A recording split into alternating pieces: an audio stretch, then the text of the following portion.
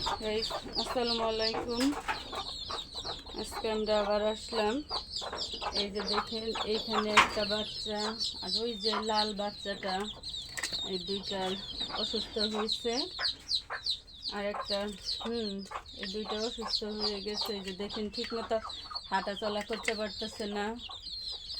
ওরা চুপ করে শুধু দাঁড়ায় আছে। এই যে যেগুলা বাচ্চা সুস্থ দেখেন এগুলা অনেক চঞ্চল, আর ওই দুইটা একদম অসুস্থ হয়ে ঠিক মতো হাঁটা চলা করতে পারতেছে না। ওরা অসুস্থ হয়ে গেছে।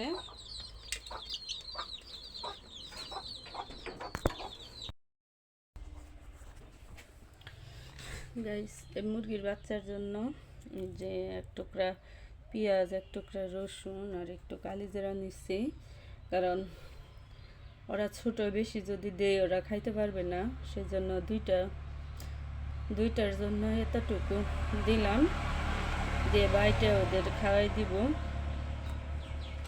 খাওয়াই দেওয়ার পরে ওরা সুস্থ হয়ে যাবে ইনশাল্লাহ। আপনারা সবাই দোয়া করবেন।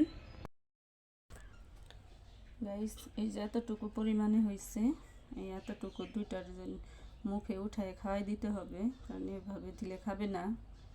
মুখে তুলে ওদের খাওয়াই দিব। গাইস ওদের মুখে তুলে খাওয়াই অ্যান্টিবায়োটিক দিয়ে পানি খাওয়াই দিলাম। এই যে দেখেন বাচ্চা দুইটা, আশা করি এভাবে 2-3 দিন খাওয়াবেন। 2-3 দিন খাওয়ানোর পরে ওরা সুস্থ হয়ে যাবে। দেখেন দুই অসুস্থ একসাথেই বসছে। আশা করি ওরা সুস্থ হয়ে যাবে। আপনারা সবাই দোয়া করবেন। এভাবে 2-3 দিন খাওয়ালে পেঁয়াজ, রসুন আর কালিজিরা তিনটে একসাথে মিক্সড করে বাইটে ওদের মুখে তুলে খাওয়াবেন। দেখেন ছোটোটা একটু একটু নাড়াচাড়া বেশি বেশি করতেছে, এটা প্রায় সুস্থর পথে।